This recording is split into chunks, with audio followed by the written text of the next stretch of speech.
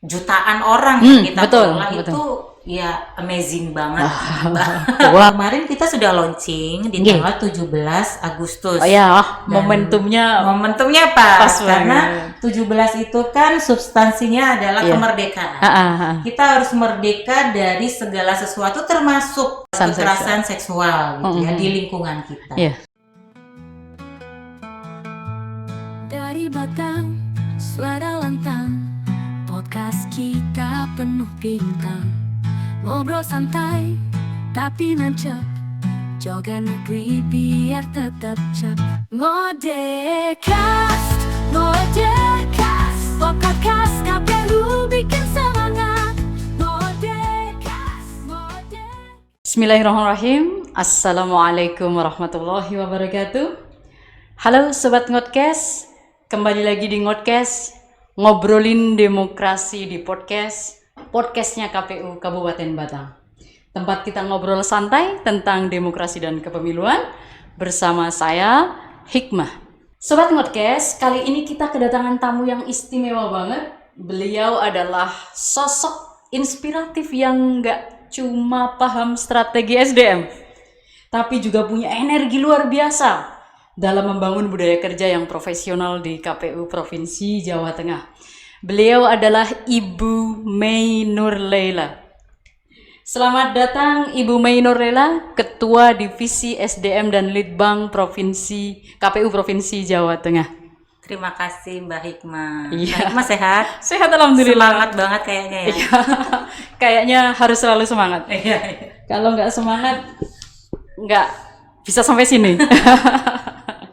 Iya Ibu, kita ini mau ngobrolin banyak hal tentang SDM mungkin terutama, dan hal-hal lain yang terkait dengannya, ataupun hal lain yang terkait dengan pekerjaan atau tugas yang memang harus dilakukan oleh KPU Provinsi Jawa Tengah. Walaupun kita ini berada di Kabupaten Batang, tetapi karena beliau hadir saat ini bersama kita, maka kita akan kulik sedikit tentang KPU Provinsi Jawa Tengah. Mbak May ini sudah pernah berada di KPU Kabupaten Kota sebelumnya, KPU Kabupaten Purbalingga. Betul. Selama 2 periode. Mohon diceritakan bagaimana sih kisah perjalanannya. Pertama, siapa dulu sih Bu May ini? Siapa sih Mbak May ini?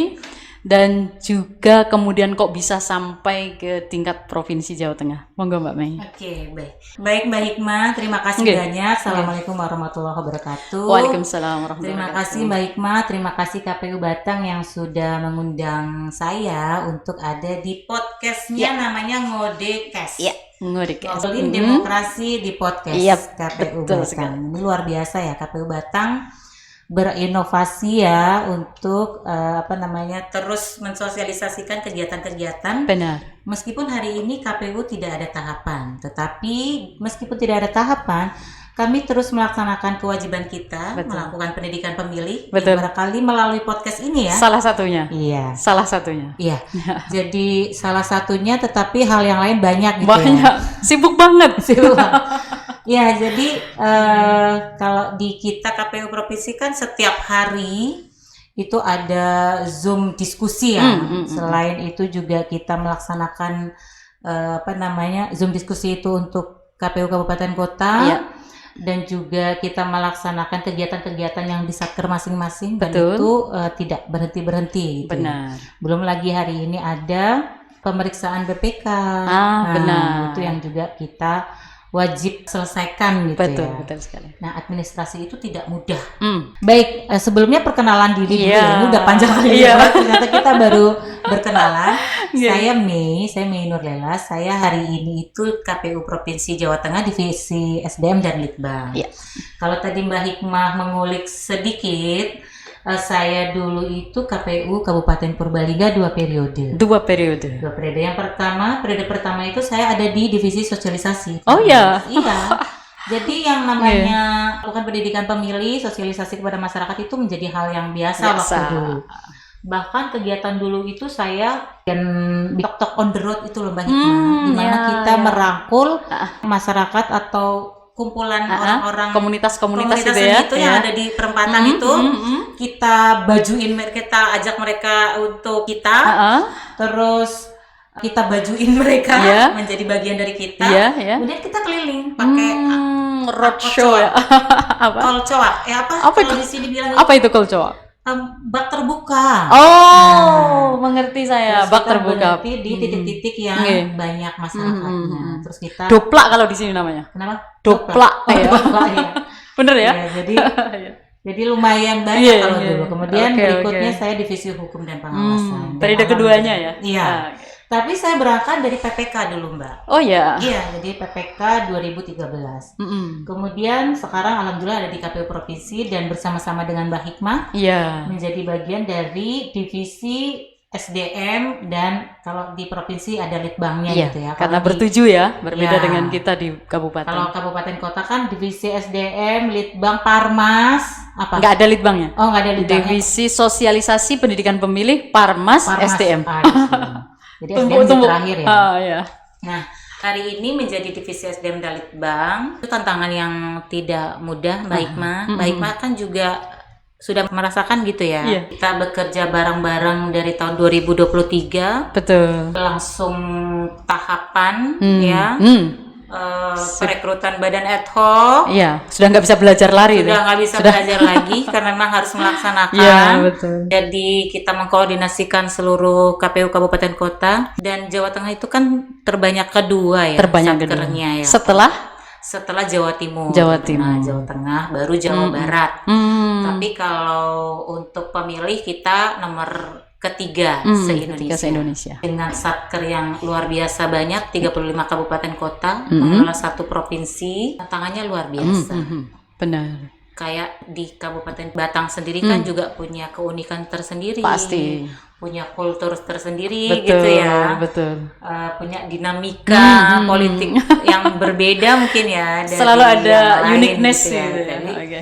Mbak Hikmah juga merasakan keunikan-keunikan itu betul, dan betul. mengkoordinasikan supaya senada seirama Iya. dengan kita gitu ya. Benar. Itu ya harus banyak komunikasi, harus banyak koordinasi. Dan teman-teman KPU Kabupaten Kota juga banyak yang berkonsultasi, Iya. baik secara langsung maupun tidak langsung gitu ya, lewat WA, telepon dan lain sebagainya. Iya. Alhamdulillah, meskipun teman-teman pada waktu 2023 itu baru, Iya. tapi kan terus langsung bisa melaksanakan ya, Ya. langsung bisa mengikuti ritmenya Betul, gitu ya. betul.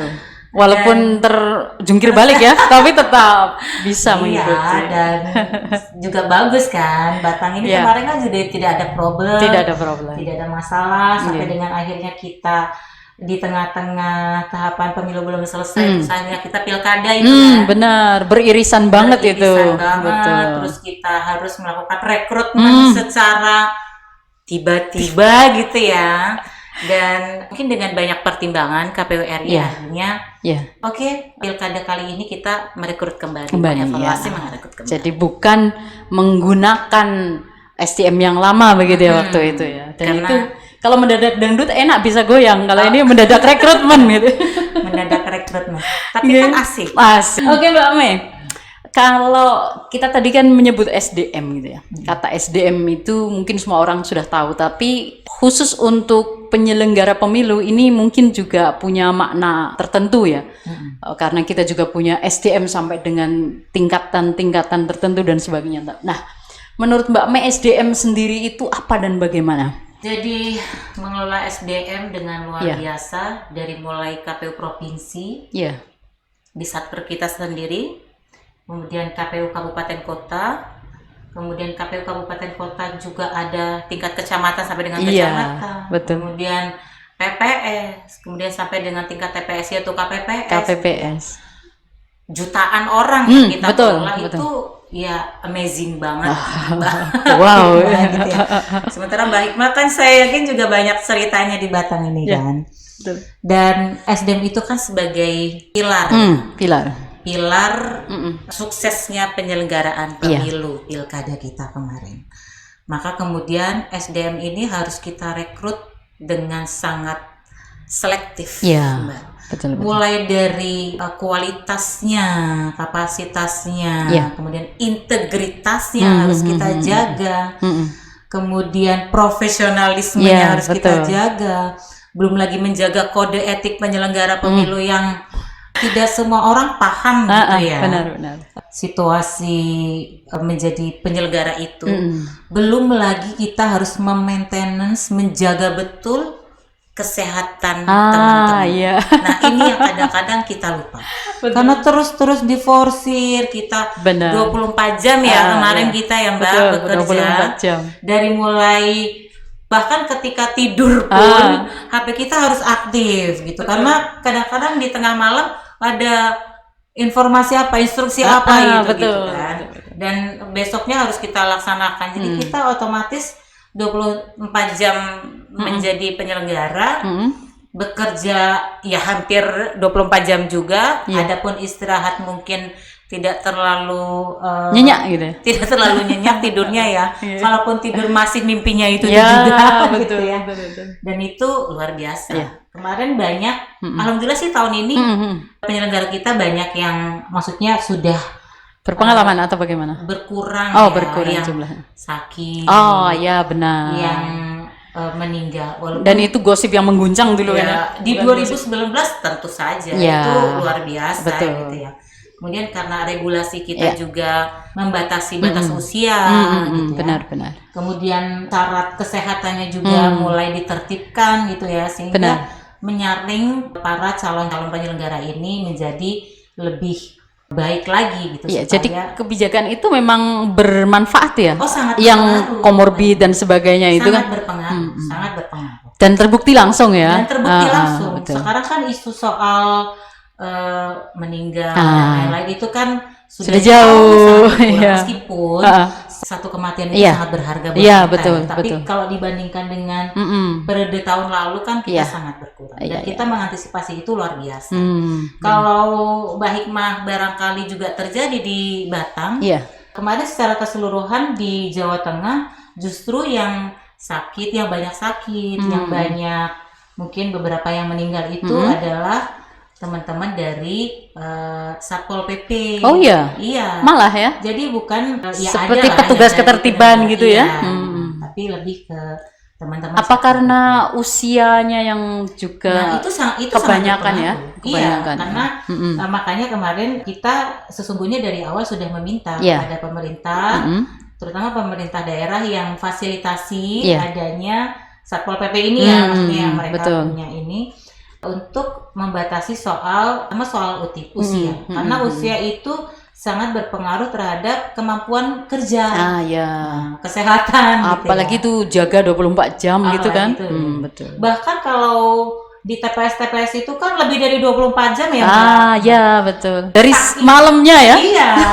Justru sampai malam berikutnya. Justru sebenarnya pekerjaan itu kan dari pagi ya, bukan dari malam. Cuma karena mereka sangat bersemangat, bagian dari pengabdian, menjaga amanah, betul. Menjaga amanah, pengabdian terhadap bangsa kita. Karena ini adalah momen yang besar, sehingga mereka sangat antusias. Ya kemudian akhirnya dari beberapa hari sebelumnya mereka udah ready gitu kan. Benar. Mendirikan TPS, terus TPS-nya di dibedagangi kalau malam dibedagangin gitu ya. Sampai akhirnya ya udah ketika hari H kadang-kadang mereka kelelahan betul. Dan biasanya mungkin strategi dari beberapa desa itu kalau kita dengar layak yang karena akan ada juga yang menjaga di desa, nggak semuanya di TPS. Nah ini mungkin yang sepuh-sepuh ini bisa lah ditaruh di desanya, yang muda taruh di TPS-nya. Gitu. Jadi agak lebih sedikit fresh gitu ya. Tanpa kita harus menghilangkan sumber daya di Satpol PP gitu ya. Ya itu. Oke, kalau tadi berarti sekilas-sekilas tantangan-tantangan sudah kita bicarakan ya. Dan unik-unik Mbak. Unik. Nah, yang mungkin ada yang paling unik gitu. Ada cerita paling unik? Sebenarnya bukan unik ya. Sebenarnya ini juga kalau dibilang dilematis. Karena saking kita kan sangat berhati-hati untuk memilih badan ad hoc kita ya. Betul. Jadi mulai dari KPU kita sudah sangat luar biasa, yang kemudian akhirnya dipilih oleh RI. Betul. Kemudian di kecamatan, desa, KPPS, yang kemudian kan yang ini teman-teman KPU Kabupaten Kota gitu. Iya, betul. Kita mewanti-wanti teman-teman KPU Kabupaten Kota untuk memilih calon-calon ini sebaik mungkin, seprofesional mungkin dengan integritas yang kita junjung tinggi gitu ya. Tidak terafiliasi dengan calon-calon partai tertentu, independensi dan integritas ya kita jaga. Nah, yang dilematis kadang-kadang kita bekerja dibatasi waktu. Mungkin juga kurangnya masukan dari masyarakat gitu ya. Kadang-kadang kita sudah memberikan pengumuman, masukan, tanggapan, tapi tidak banyak masyarakat yang menanggapi. Pada akhirnya kelewat-kelewat juga gitu. Nah, dilematisnya ketika kita memilih kemudian menjelang hari H atau malamnya, besok hari H nih Mbak Ina. Menjelang hari H malamnya itu ada laporan terafiliasi dengan calon tertentu. Sehingga mau tidak mau masukan, dorongan, desakan akhirnya sudah kita berhentikan. Padahal besoknya, waktunya sudah sangat limit. Besoknya sudah harus pemungutan. Kalau masih 6 kita masih ya sudah, kalau memang kesulitan kita 6 sudah. Terjadi gitu juga ya kadang ada juga. Iya. Ternyata terafiliasi. Padahal kita sudah kolektif mungkin dan kita sudah dibantu juga sama teman-teman Bawas, gitu kan? Betul. Bawas di setiap tingkatan. Tapi benar. Namanya ini ya, mungkin itu cerita dulu yang pada hari itu tuh tidak terblow up sehingga teman-teman terlewat. Tapi itu cerita-cerita yang menurut saya menjadi pelajaran. Dan juga kedepannya kita harus lebih jeli lagi. Kita sudah jeli sedemikian, tapi perlu lebih jeli lagi. Entah bagaimana caranya harus lebih jeli lagi. Banyak masukan. Kalau masyarakat tidak aktif, maka kita yang harus aktif. Barangkali tanya-tanya, barangkali juga perlu berkoordinasi lebih intens lagi dengan teman-teman Panwas di setiap tingkatan. Jadi seperti tracking ya, tracking dan tracing mungkin ya, melihat jejak-jejaknya para calon SDM kita itu ya. Itu unik sekaligus dilematis. Ya, unik tapi unik yang dilematis. Kemudian misalnya ini ada cerita lagi di salah satu daerah, saya nggak bisa sebut daerahnya karena ini sensitif gitu. Tapi ini betul-betul terjadi kemarin. Ketika ada teman-teman di KPU Kabupaten melaporkan, ada teman-teman badan ad hoc mereka yang melaksanakan pekerjaannya di tingkat desa. Nah, ini kebetulan perempuan. Nah, perempuan ini saking dia mau menyelesaikan pekerjaan, kemudian mereka tuh biasanya ada lembur-lembur. Ada yang biasa lembur itu kan pemutahiran data. Betul itu. Nah, kemudian sampai dengan malam, karena biasanya badan ad hoc kita kan ada pekerjaan utama gitu benar. Mereka mulainya aja udah mungkin sore malam, sehingga sampai dengan malam. Nah, kebetulan rumahnya jauh dan rumahnya gelap situasinya, melewati persawahan. Nah, kemudian ada orang yang usil. Nah, ngapain itu? Bersangkutan merasa ditakut-takuti.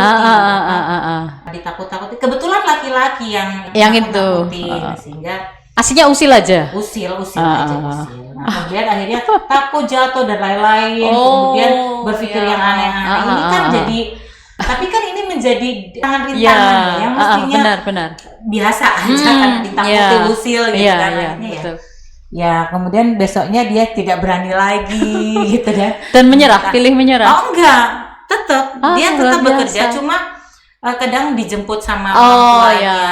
Solusinya dia cari sendiri. Atau kemudian dia bersama teman-temannya pulang bareng gitu, yang rombongan. Tadinya teman-teman nggak arah situ, terpaksa harus menggok dulu. Menggok dulu ke situ gitu. Kan ini cerita yang karena menjaga profesionalisme. Benar. Tapi semangatnya luar biasa loh. Semangatnya luar biasa dan nggak mau menyerah loh. Sampai dengan akhirnya selesai tahapan. Ya sudah, dia melaksanakan itu dengan baik. Dan pekerjaannya selesai. Profesional ya. Keren. Itu beberapa kisah unik yang menarik dan masih banyak lagi ya. Belum lagi kisah-kisah yang lain. Baik mah juga nanti udah cerita kan pastinya kan. Kisah-kisah unik di Batang. Ya sudah banyak beberapa kali lah. Tapi mungkin lebih ke belum kita podcast kan untuk hal-hal seperti itu. Karena kita kan yang kemarin kan kita punya buku Untold Story-nya itu ya. Jadi kita menghimpun buku yang judulnya Tak terceritakan, yang itu berisi tentang banyak sekali pengalaman-pengalaman teman-teman kabupaten kota. Iya. Ada yang soal perekrutan badan ad hoc, Betul. tadi yang seperti saya ceritakan. Kemudian ada soal bagaimana membentuk kolektif kolegial, Iya. gitu ya, terutama untuk teman-teman badan ad hoc, karena mereka pilih kemudian tiba-tiba harus bekerja dan harus menjadi satu kesatuan gitu. Belum lagi menciptakan kolektif kolegial, meskipun kolektif kolegial yang itu dalam waktu sehari gitu ya, tapi ini harus diciptakan di teman-teman TPS. Itu dia. Itu kan juga harus membentuk kolektif kolegial. Itu luar biasa itu. Kalau mereka nggak kompak, nggak selesai. TPS-nya nggak jalan dengan baik. Dan mungkin selesai tapi dengan sisa atau residu-residu yang macam-macam ya. Iya betul, iya. Biasanya begitu. Harus berangkat tepat waktu, membuka acara tepat waktu, menyelesaikan, betul. mengambil kebijakan pada hari itu gitu ya, dengan tepat gitu ya, dan harus disepakati bersama. Benar. Dan itu harus punya kebersamaan yang baik, yang bagus. Dan tidak mudah karena bukan satu orang yang bekerja, tapi banyak kepala di situ. Iya betul. Oke, Bu Kadip. Kita coba berbicara dari sisi tugas yang lain, Ibu. Ini saat ini juga saya dengar, kita bareng-bareng menyelenggarakan upaya untuk pencegahan kekerasan seksual. Mungkin bisa dibicarakan tentang hal tersebut. Ya, jadi teman-teman, hari ini kebetulan saya ditugasi menjadi Ketua Satgas Pencegahan Kekerasan Seksual di lingkungan KPU, baik provinsi maupun KPU Kabupaten Kota se-Jawa Tengah gitu ya. Dan ini adalah amanat yang diberikan oleh KPU RI melalui keputusan 1341 KPU RI gitu ya. Nah, Satgas ini dibentuk di tingkat provinsi. Yang kemudian Satgas ini melakukan sosialisasi pencegahan kekerasan seksual di seluruh KPU Kabupaten Kota. Kemudian ciptakan lingkungan yang nyaman gitu ya. Betul. Dan Satgas ini jika memang ada yang terjadi, misalnya kekerasan seksual di walaupun kita berharap tidak ya. Saja dong Mbak, jangan. Saya nggak mau dilapori sebenarnya gitu. Tapi jika ada, silakan melaporkan ke Satgas. Nah kebetulan di Jawa Tengah kebijakannya kami kemarin membentuk jaring pencegahan kekerasan seksual di setiap KPU Kabupaten Kota. Nah ini sebagai langkah awal jika memang itu terjadi di masing-masing satker, itu bisa ditangani oleh teman-teman KPU Kabupaten Kota masing-masing dengan jaring tersebut. Formasinya sama dengan yang ada di KPU Provinsi Satgas gitu. Tapi kemudian jika memang itu ada, teman-teman jaring bisa langsung mendampingi dan melakukan pendampingan terhadap jika itu dugaan korban kepada Satgas. Nanti kami yang menyelesaikan. Tetapi pendampingan itu juga berupa pendampingan melalui kekuatan gitu penguatan psikologi gitu kepada calon korban gitu ya, yang diduga korban bukan calon korban, yang diduga korban gitu ya, supaya para yang diduga korban ini tidak down, tidak takut untuk melaporkan gitu ya kepada kita. Kemudian menjaga, menguatkan jika yang bersangkutan merasa kemudian terpuruk, rendah diri dan lain sebagainya. Betul. Tersiksa hatinya. Nah itu yang kemarin kita sudah launching di tanggal 17 Agustus. Momentumnya pas karena 17 itu kan substansinya adalah kemerdekaan. Kita harus merdeka dari segala sesuatu termasuk kekerasan seksual gitu di lingkungan kita. Oleh karenanya untuk mewujudkan lingkungan yang nyaman itu perlu kita berikan pengetahuan gitu ya. Bekal kepada teman-teman pegawai di lingkungan kantor supaya kita terhindar dari yang begitu. Biasanya yang begitu itu kadang-kadang secara tidak sadar gitu ya dilakukan. Misalnya bercandaan, misalnya apalah yang dianggap gitu ya. umum, Yang dianggap umum. padahal itu bisa menyinggung perasaan. perasaan. Iya. Kalau yang bersangkutan tidak nyaman dan ini kan kemudian menjadi salah Iya, gitu ya. masalah, Dan betul. membuat situasi kantor kita menjadi tidak nyaman bekerja. Benar. Nah, pengetahuan kepada kita semua supaya kita menjaga dari pikiran-pikiran, dari perkataan, apalagi perbuatan yang mengarah ke arah betul. Oh iya, kemarin mungkin ada pertanyaan yang menggelitik gitu. Sepertinya kok tidak sinkron dengan pekerjaan KPU begitu. Menyampaikan ini tentang kekerasan seksual itu tidak ada tupoksi langsung yang menjadi tugasnya KPU untuk itu. Ini kan hanya yang kita dengar dari luar begitu. Mungkin memang belum tercerahkan saja.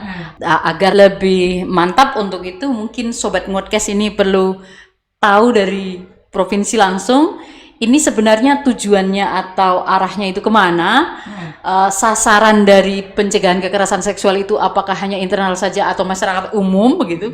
Nah, ini mungkin perlu dicerahkan oleh Bu Mei, Mbak Mei. Iya Mbak Hikmah. Jadi ini arahan yang langsung diberikan oleh KPRI yang pertama. Yang kemudian tadi saya sampaikan bahwa melalui keputusan 1341 gitu ya. Kemudian kita tidak lanjuti gitu ya.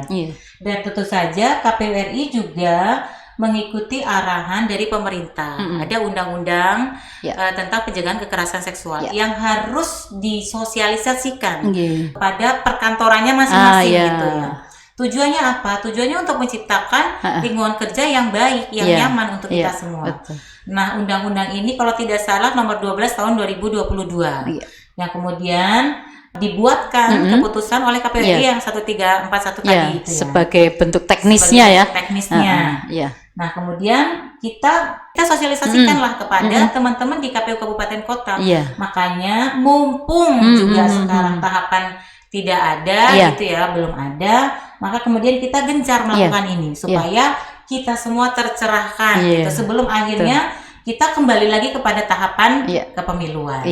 Tapi selama kita melaksanakan sosialisasi ini pun kita juga melakukan kegiatan-kegiatan yang lain. Yaitu apa Mbak Hikmah? Pembinaan sumber daya manusia. Toh pencegahan kekerasan seksual ini kan juga bagian dari pembinaan. Betul. Kemudian pendidikan pemilih juga dilakukan masih kepada jalan. masyarakat. Mbak Hikmah kan juga ngodekes ini kan juga bagian dari pendidikan pemilih ya. Belum lagi bekerja sama dengan sekolah, kampus gitu kita Agustus narasumber di berbagai kegiatan, pemilihan OSIS gitu kan. Ya, itu banyak banget laporan ke kita. Saya sedang ini, bagus gitu. Belum lagi misalnya dengan lembaga NGO yang lain yang mengajak kita untuk melakukan diskusi terkait dengan kepemiluan gitulah. Nah, tetap kita jalankan juga. Nah, mumpung sekali lagi belum ada tahapan, maka supaya mewujudkan lingkungan kerja yang nyaman, kita gencar dulu di sini sampai akhirnya kita punya bekal. Teman-teman KPU Kabupaten Kota juga punya bekal. Selain menjadi pegawai, teman-teman KPU juga tadi ditugasi menjadi jaring, bekal sebagai kemarin awal penanganan jika memang itu ada mengantisipasi itu. Yaitu kalau terakhir kemarin kita diskusi dengan HIMSI misalnya, psikologi, bentuk psikologi. Itu Mbak Hikmah, kenapa kemudian kita gencar dalam waktu dekat ini, tapi nanti ketika memang kami rasa itu sudah cukup gitu ya, dan itu kami berharap kepada KPU untuk memaintenance situasi KPU Kabupaten Kota yang nyaman gitu ya, baru nanti kita beralih ke yang lain. Tapi tentu saja laporan terkait dengan jika ada kekerasan gitu ya, kita mintakan terus, kita update terus. Artinya nggak berhenti. Berhenti di situ. Ya, berarti yang saya tarik kesimpulan bahwa ini dilaksanakan untuk sosialisasinya terutama untuk internal kantor KPU atau di lingkungan KPU Satker masing-masing, termasuk seluruh provinsi Jawa Tengah dan mungkin seluruh Indonesia Raya ya sebenarnya. Karena ini kan keputusan KPU RI. Dan artinya ini juga upaya kita untuk menunjukkan kepada masyarakat bahwa KPU juga care untuk persoalan pencegahan kekerasan seksual itu. Saja. Iya, betul. Siap, terima kasih banyak Mbak Mei. Tapi ada satu lagi pertanyaan terakhir. Apa harapan Mbak Mei untuk masyarakat Batang terutama khususnya, dan untuk seluruh masyarakat Indonesia untuk tentang SDM maupun tentang demokrasi kita? Iya. Nih, Aduh, harapannya ini harapan. harus Ditambah pesan-kesan boleh. ya. Oke. Jadi harapan saya, Oke. harapan kita semua, saya yakin Oke. ya. Kemarin kita sudah melaksanakan Oke. pemilu, pilkada Ya. dengan baik. Di Jawa Tengah alhamdulillah tidak ada masalah yang berarti gitu ya. Iya. Kemudian menjadi problem yang luar biasa Iya. gitu ya, tidak ada. Benar. Adapun kemarin kita ada yang digugat, ada yang kemudian akhirnya Iya. ke MK gitu ya. Betul. Tapi keputusannya semua dismisal. Iya, Termasuk iya, iya, keputusan di yang pilkada Jateng itu kan kemudian dicabut, dicabut. gitu ya. Ya. Dan alhamdulillah, saya kira itu sebagai wujud bentuk bagaimana KPU ini berupaya keras untuk bekerja Iya. gitu ya, bekerja membuktikan bahwa kita sebagai penyelenggara yang mampu, punya profesional, Ya, punya profesional. profesionalitas yang tinggi, punya integritas yang bisa dipertanggungjawabkan gitu ya, sehingga kalau kemarin kita sempat digugat, kemudian mereka menarik semua gugatan-gugatan itu. Kita sangat bersyukur dan itu Iya. bentuk dari bagaimana kita berupaya ke betul. arah situ sebagai penyelenggara.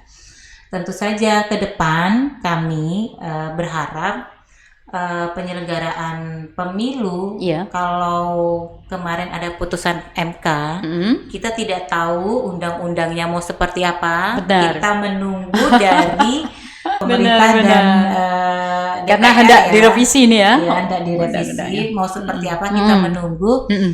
Tapi hari ini yang kita terus upayakan Iya. adalah bagaimana melakukan pendidikan pemilih. Kalau Benar. di Batang ini kan saya sudah percaya betul nih Mbak Hikmah. Kemarin tingkat partisipasinya kan Tinggi, tinggi 81,4 gitu ya. ya. Nah, itu juga merupakan wujud dari bagaimana kita berupaya keras. Betul. Meskipun faktor tingkat partisipasi ini dari banyak faktor, banyak faktor gitu ya. betul. Tapi minimal kita sudah berupaya Iya, di angka betul. itu udah luar biasa Iya, sekali. benar.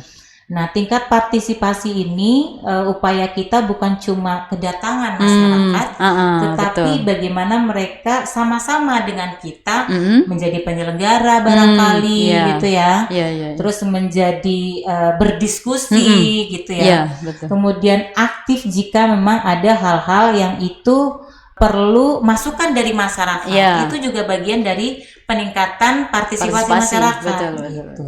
Iya. Jadi tidak hanya dilihat dari tingkat kehadiran masyarakat pada hari H, tetapi rangkaian tahapan kita, saya berharap masyarakat lebih bisa bareng sama-sama dengan kita. Karena pemilu bukan cuma punya penyelenggara, tapi punya kita semua. Benar. Sehingga kita yang punya kewajiban secara administratif gitu ya, secara kelembagaan, tapi kewajiban masyarakat juga perlu kita dorong lagi, kita sadarkan lagi Benar. bahwa ini adalah upaya mewujudkan demokrasi kita Iya, bersama. benar. Demokrasi ini milik kita. Kalau bukan kita yang jaga, siapa lagi? Siapa lagi? Betul. Terima kasih banyak Mbak Mei. Ini obrolan kita luar biasa. Hari ini kita berdoa banyak, semoga yang kita obrolkan tadi bermanfaat Iya, untuk masyarakat Batang dan juga masyarakat Indonesia Raya. Karena bagaimanapun demokrasi ini membutuhkan semua orang yang berintegritas, jujur untuk mengawalnya. Dan terima kasih Mbak Mei. Terima kasih Mbak Hikmah. Terima kasih masyarakat Batang yang Sobat sudah Ngodcast, betul. mensukseskan. Kita kemarin menitipkan pil gubernur di sini juga. Benar. Dan sukses juga, nggak ada masalah juga gitu ya. Betul sekali. Jadi terima kasih untuk semuanya. Terima kasih untuk pemerintah daerah yang kemarin mensupport memberikan support luar biasa. Betul. Baik kepada KPU, kepada seluruh Benar. Sehingga pemilu pilkada khususnya Batang berjalan lancar. Berjalan. Lancar dan betul-betul lancar. Betul-betul Tidak lancar. ada hambatan lagi.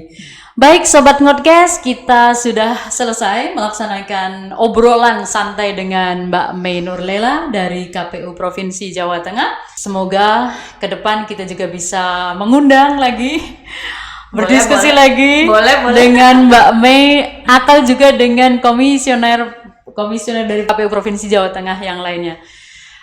Saya undur diri dulu, kita akan berjumpa di episode berikutnya. Salam KPU melayani, sukses untuk kita semua. Assalamualaikum warahmatullahi wabarakatuh. Waalaikumsalam warahmatullahi wabarakatuh. bikin semangat. Merdeka, merdeka, melek demokrasi.